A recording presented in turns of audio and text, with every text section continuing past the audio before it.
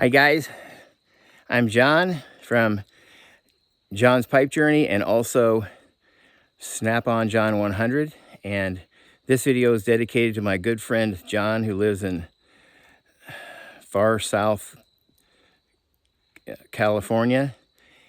And this is dedicated to him because he doesn't have woods like this near him. I'm going to be hiking down to one of these beautiful spots, maybe resting for a little bit. This is a really steep hill, so hopefully I can make it.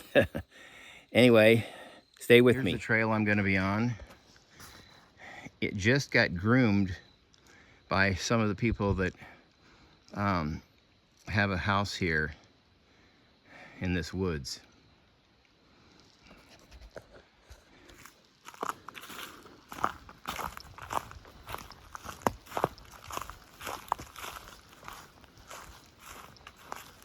He was amazed at how many acorns have been dropping. Here's just a little spot right here. It's like that all over the woods. And one of my neighbors that lives a couple of driveways down the road from me, that comes once every 2 or 3 months, was here a couple of weekends ago, and he was hiking down a trail that's right behind his house to go down to the river, and he got down to where there was a confluence of two little creeks, and he heard some sort of weird grunting and squealing noise, and then all of a sudden he looked and saw a whole bunch of pigs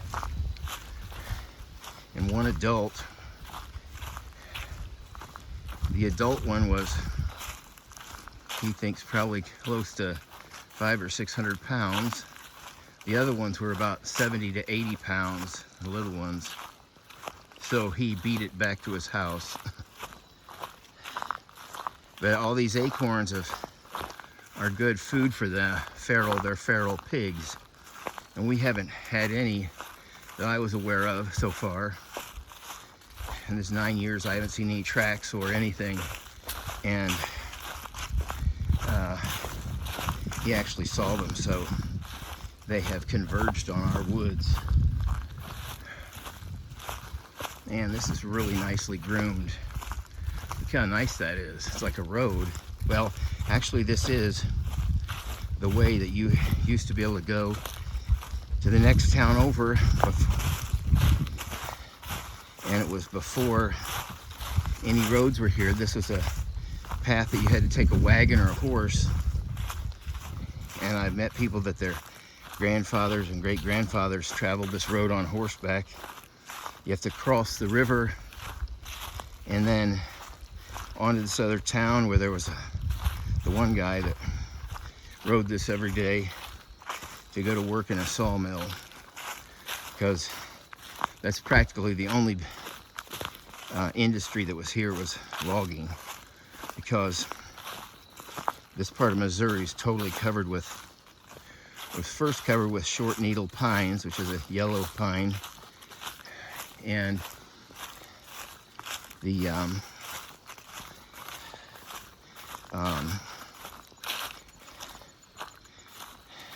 after that was logged off, what grew back were hickories and oak trees of various different species.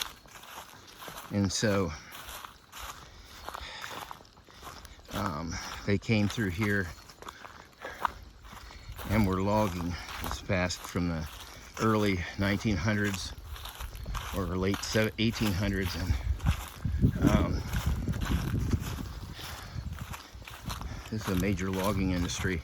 There's one town that actually closed down, unfortunately. It was the best little restaurant I'd ever been to since I moved here.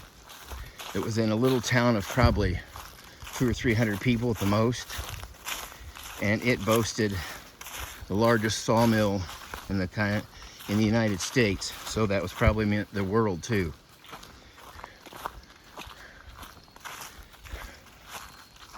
I'm going to risk boring people by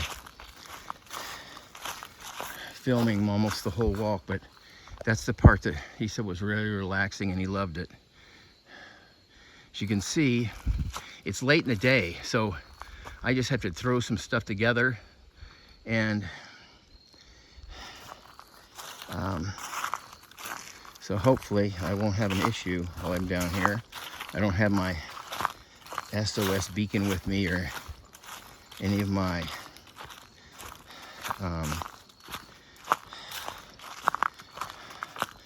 nitroglycerin pills or anything like that, so hopefully, let's pray that I don't have an issue. I feel good, but it's late in the day, so I just had to throw some stuff together and go, because I had so many chores I had to get done that ended up eating up most of the day. So right now it's 3:45,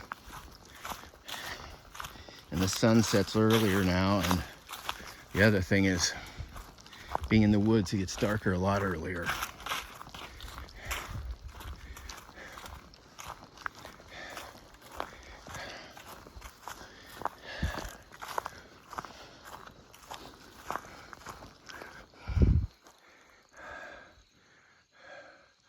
Gorgeous hardwood forest. A lot of huge trees.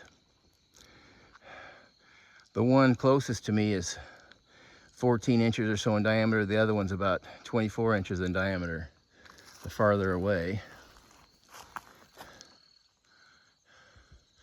And typical blue sky here. There's no pollution or smoke from fires.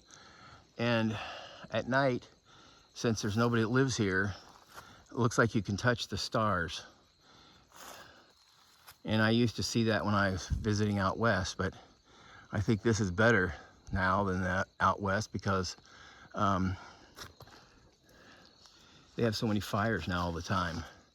Now, that oak tree that I'm gonna kind of pan up, you won't be able to tell, but that thing is probably 200 feet tall. My guesstimation's bad, but it looks like it's that tall to me.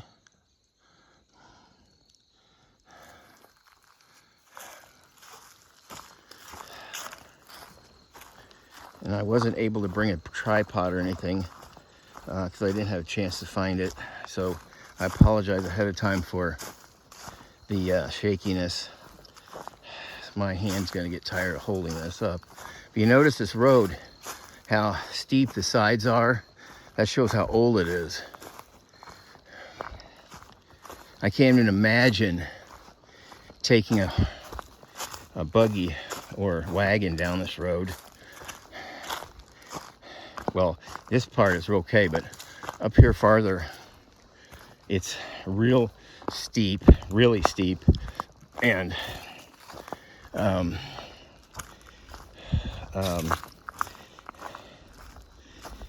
narrow.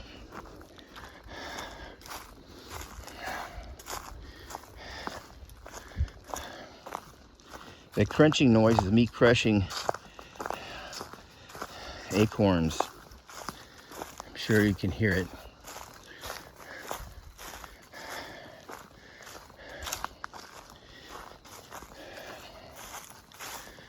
Up here is a log that they purposely left intact because we've been having problems with poachers coming in here from this side of the woods where nobody's even close to living here,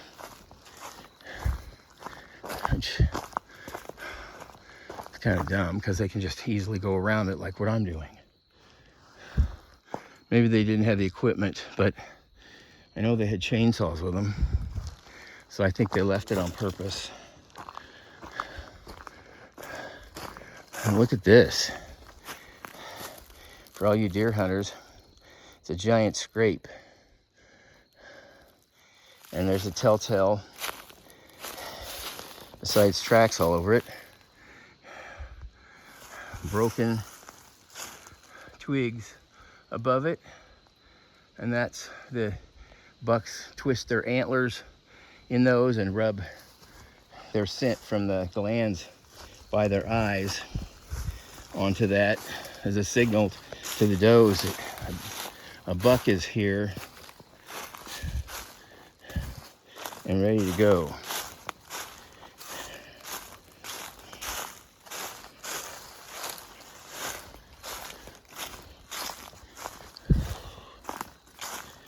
I hope I can make it down to the pretty spot that I know about.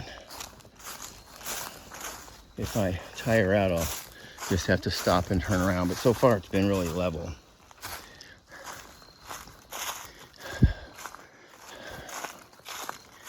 Now,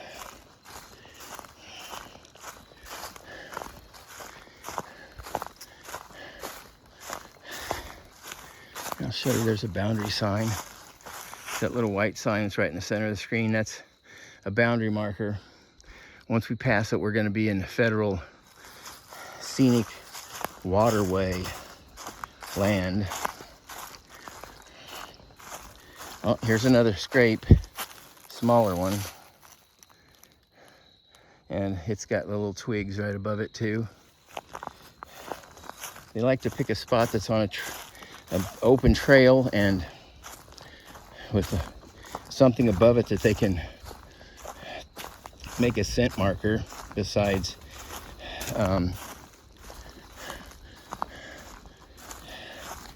they'll also put scent down by peeing in it. That's what the females do, is they find those spots and then they urinate in them.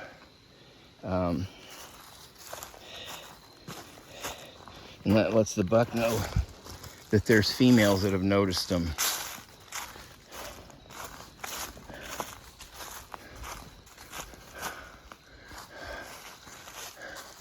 Here's something interesting.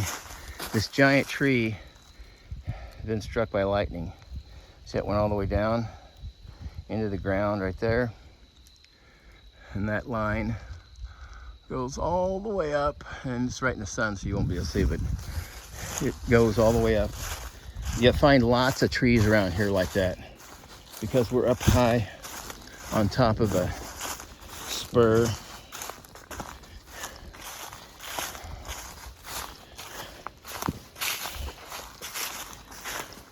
We're going to be going down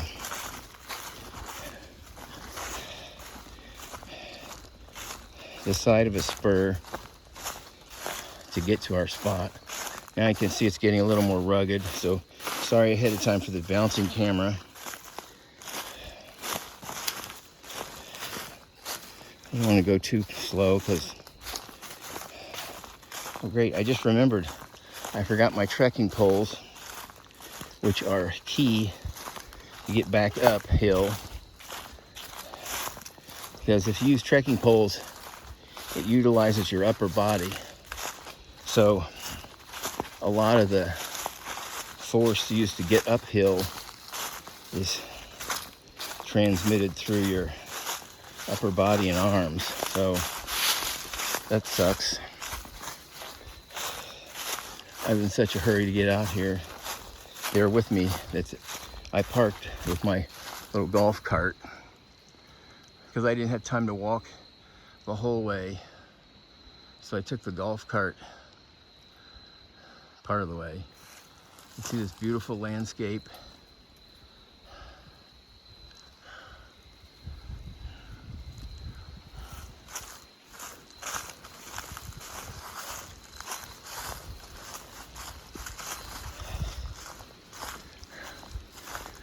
I'm going to cut this up so that in case I have to delete any footage, it'll be easier. So stay with me. Okay, I'm going to get off the trail just a little bit to show you the edge of this spur drops into a reentrant that's, as you can see, it forms right here, right straight in front of the camera. And I don't know if, hopefully I'll be able to show you how it is, but the camera might not show the depth perception of it.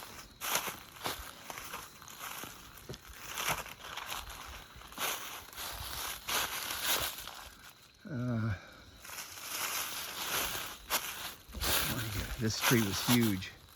Look at that big tree, broke off. It was laying there rotting.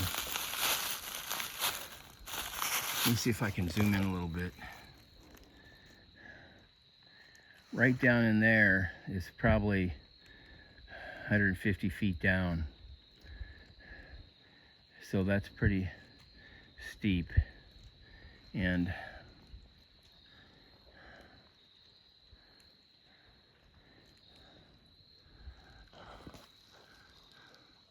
that's the side of the spur, and up here is a trail. So I'll have to turn around and go back up. I'm having to look down so I don't trip.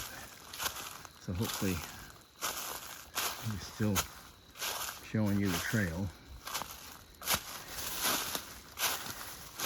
Yeah, I apologize for this horrible videography, but I didn't bring a stick or anything to hold the camera with.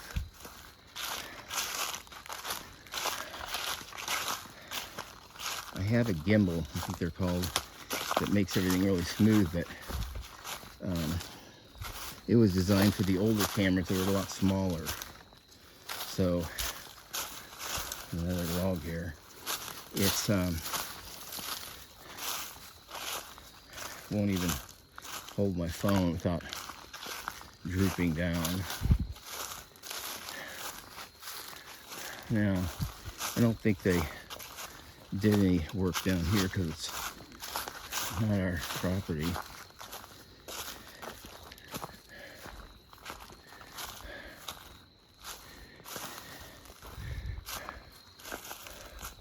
Right on the other side of that tree is almost a cliff. It's so steep.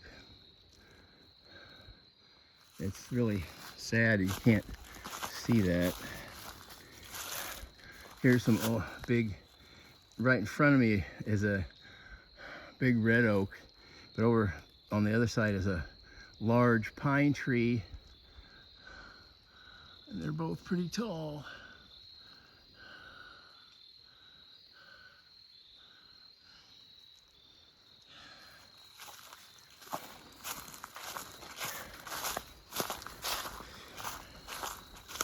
Oh, there's a hickory tree too.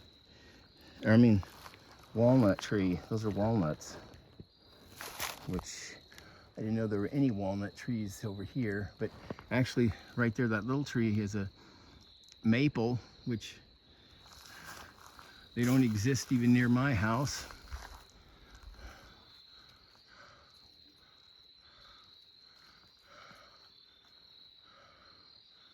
Yeah, I don't see a walnut tree, which is weird. Definitely walnuts here.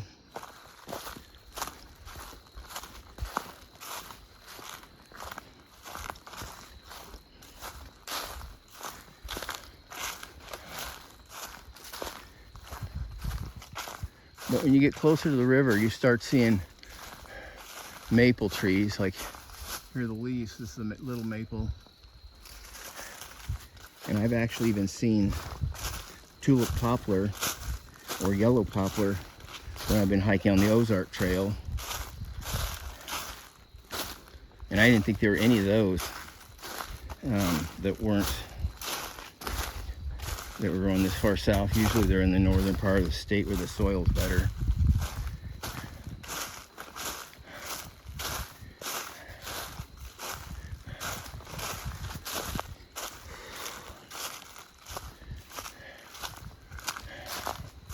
It's gonna be a race for between me and the sun, I think. This has been cleared out. Thank you, whoever did that.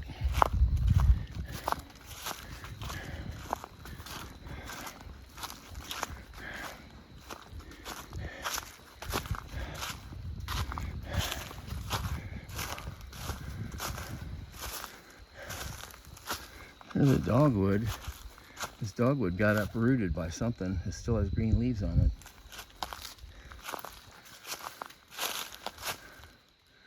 Ripped right out of the ground.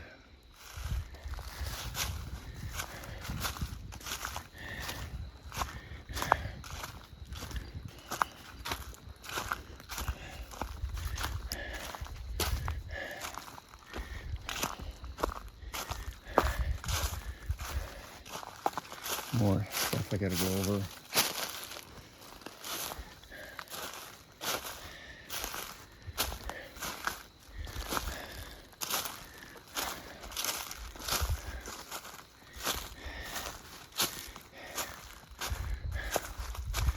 Somebody notched these trees a long time ago.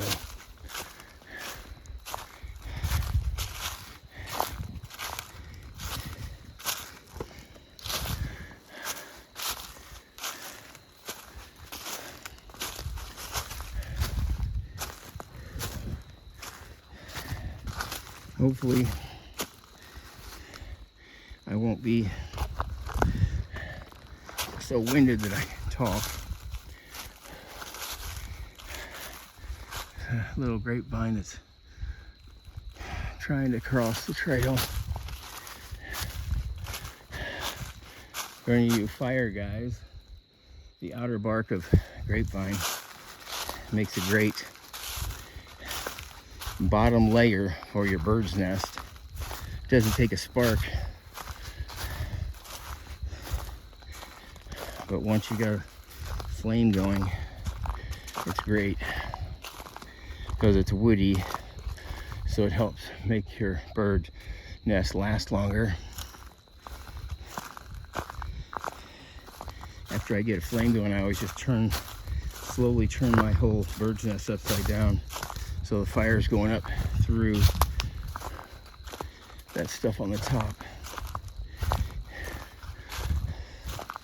I'm gonna have to get a drink here. Oh, another giant scrape.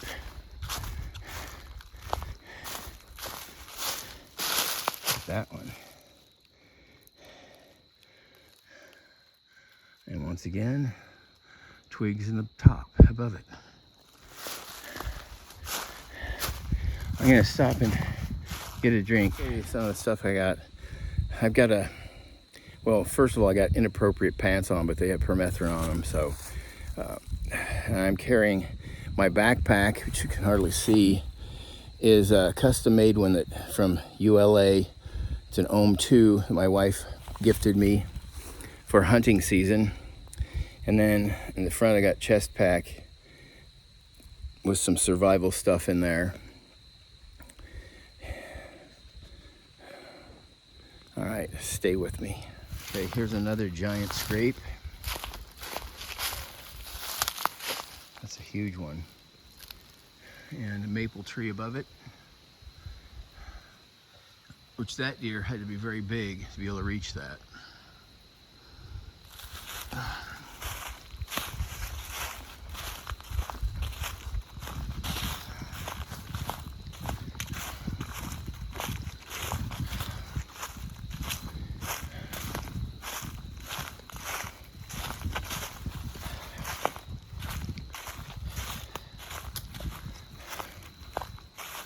Oh, wow.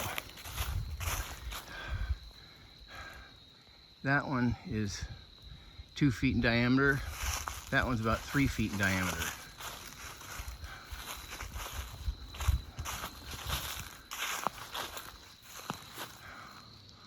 You can see it's a big boy. That first broken off branch is at least 1 foot in diameter. And it goes so high up I can't see it because other trees are in the way. Wow.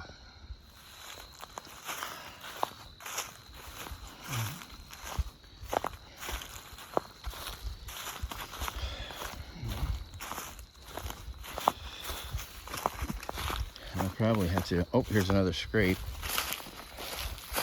right there. And an even taller, that's a red bud above it with broken off branch. That's a little bit taller than I am, so that's also huge. You'd think that deer had to stand on a ladder. Okay, gotta go over this other obstruction here.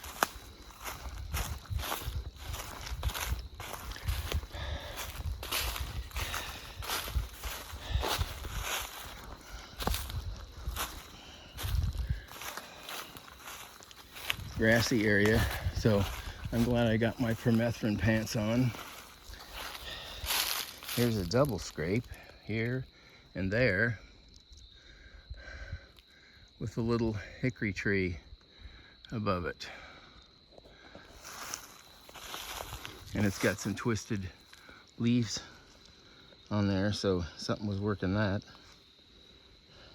And there's some flies in the scrape, so it's got enough scent. Oh, there's also droppings in this one.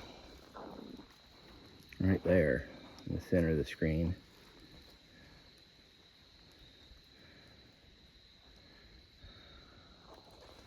Okay.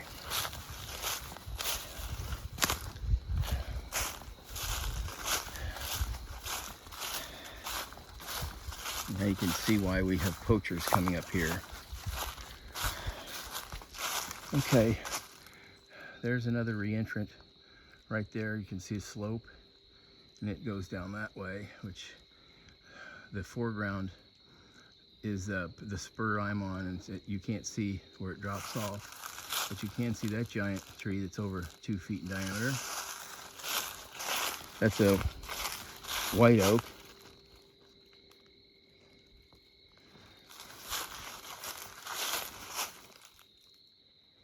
I feel like sounds like I'm hearing bees. Hopefully I'm not stirring up any ground bees, because if there were honeybees, they'd be up way above me, and I wouldn't have to worry about them. Now, imagine taking a wagon through here.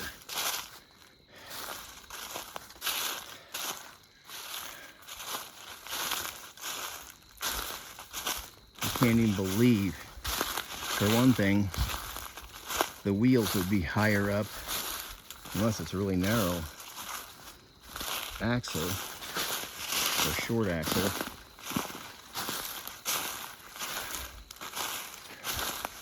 This is pretty treacherous. This leaves covering up a bunch of rocks, so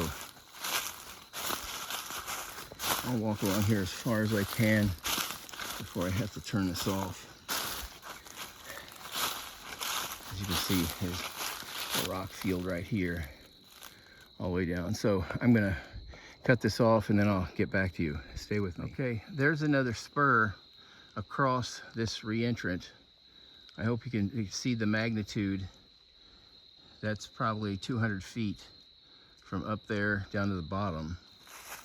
And it's sloping. You can see the sloping. It's sloping down, same as mine, or sloping towards the river.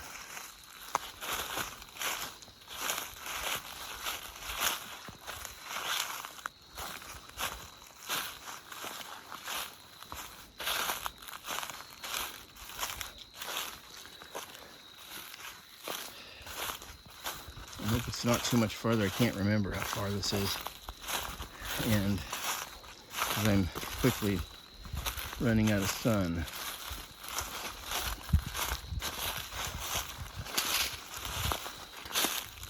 I do have flashlights with me. I made sure I at least brought that.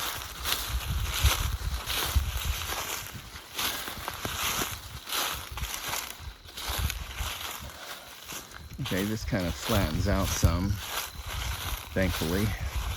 Now, that reentrant over there, I mean that spur over there slopes way far. That's a really steep bank. So it is a lot shorter than this one that I'm on.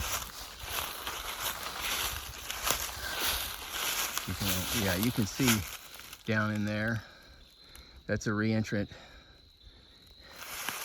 And if I'm not mistaken, I might be able to see the river through there, but I can't tell. We're fairly close, and we're high enough up that we should be able to see it from here. That's why I wanted to get to. There's a little perch that I wanted to try to get to before it gets too dark. I had planned on heating up a little water or some coffee with my ultra light kitchen kit, but I don't think I'm going to have time, unfortunately. Yeah, where it's smoky looking in the very center of the screen, that's the opposite side of the river. So that smokiness might be due to the steam coming off the river or just humidity or something. It's pretty dry right now. So once again, think about taking a wagon, horse-drawn wagon, down through here. I can tell you, I'd be scared to death. I wouldn't do it. I wouldn't even take a horse down through here. I'm not the horse guy, so. See how it goes all the way down through here, how steep it is? And imagine just, and taking a wagon full of stuff up or down, it seems insane.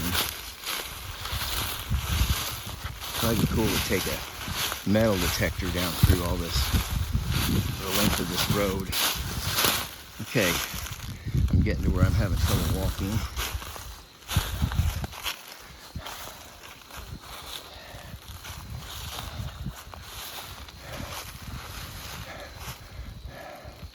There's the beginnings of a scrape right there.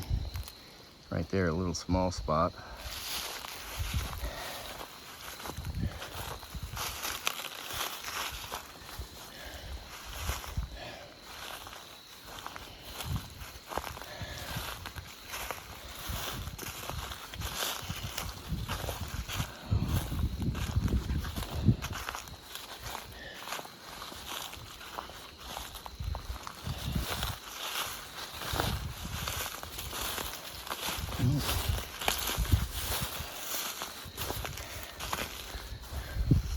Okay, I'm right by where it is, so I'll make it.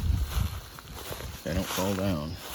Okay, right at the center of the screen is where I gotta stop. So I'll cut you off here and I'll pick you up back when I get there. Okay, the very center of the screen you can see the river, and that's the other side. It looks like a mountaintop up there, and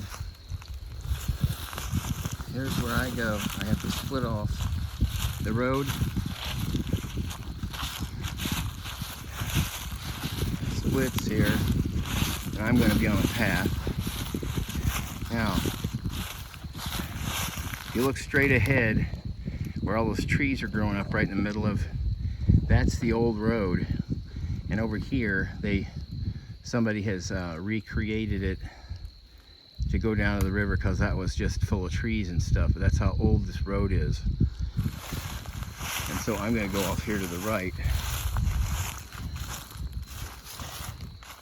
A lot of big pine trees. This isn't even a huge one, but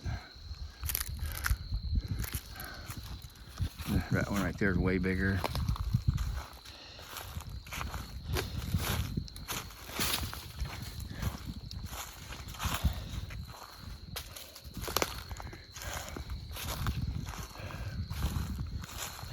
Okay.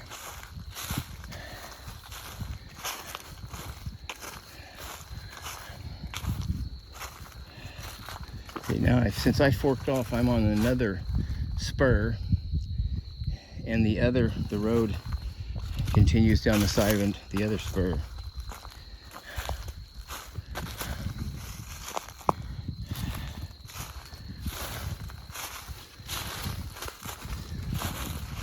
I think the sun is going to be shining on the water, making it so bright that you won't be able to see it without blinding yourself.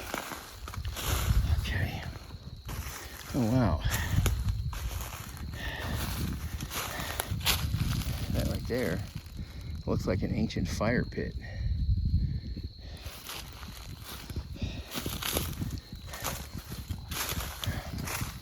Because of this river, there's a lot of Indian activity here.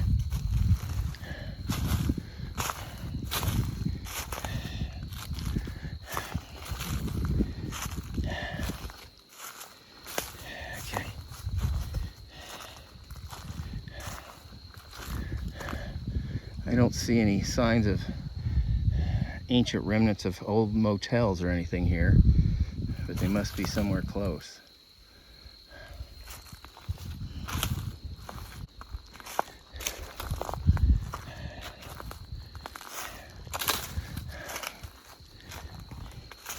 Oh, I hope it's not too much farther.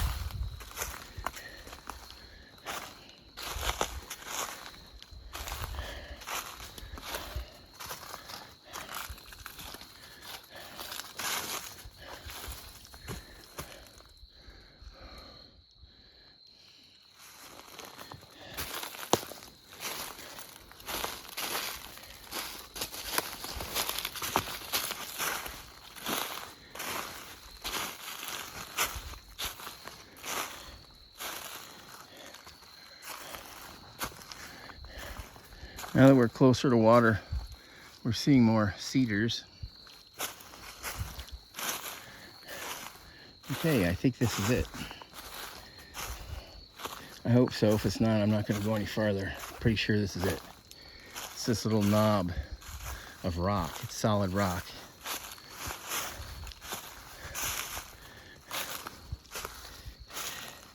I've come up here and had lunch before. It's really nice. Oh yeah, there's the river. So hopefully, I hope, John, you get a good sense of how beautiful this is here. I'm trying to lure you out here.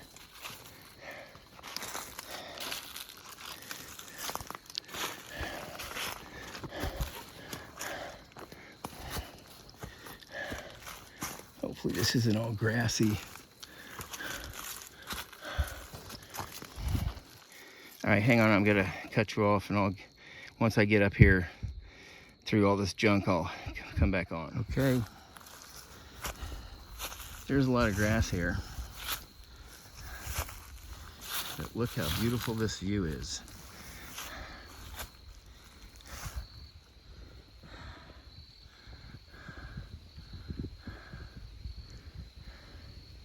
That's the Jack's Fork River. And that right there is pretty much straight down. Here's a cedar tree. Right straight down here is where I sat before when I had my lunch. But over here looks like a little fortress. I want to show you these rocks. I think they're like igneous rocks. They look like they've volcanic kind of.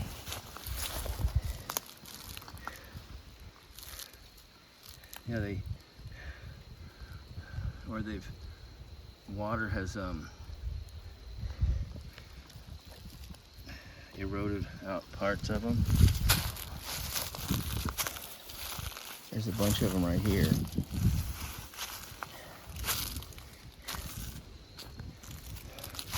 Oh, here's the deer path that goes down here. Definitely not taking it. But look at these rocks.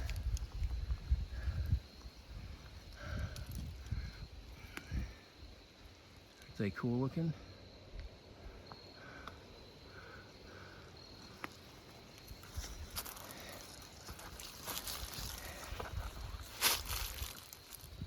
Definitely can't sit on them.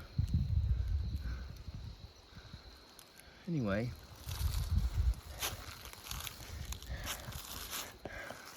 that's the other view where, I don't know if you can see the water. Oh yeah, you can see the water, but it's just that dark spot in the center. That's water that doesn't have light shining on it.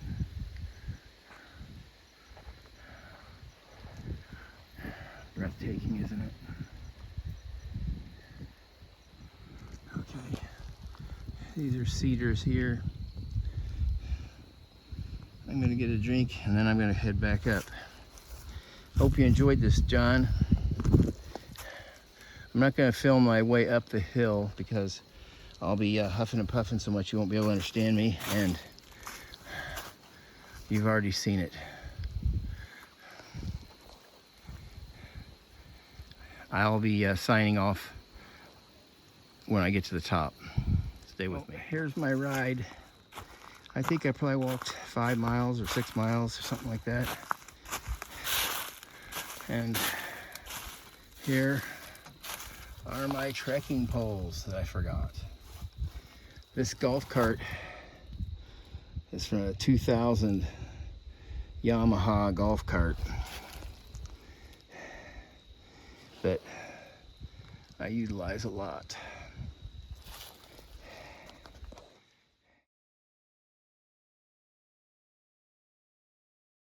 Well, I made it back okay. I will have to come out here, start in the morning, so I have all day. Hope you enjoy this, John. I got to race home and finish my chores for the day. Until we meet again, God bless.